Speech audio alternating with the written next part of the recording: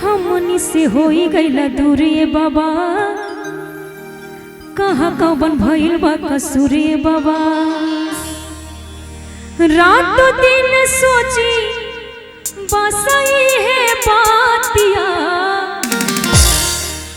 काहे हो गईला विदेशी ए हमर जोगिया, काहे हो गईला विदेशी ए हमर जोगिया।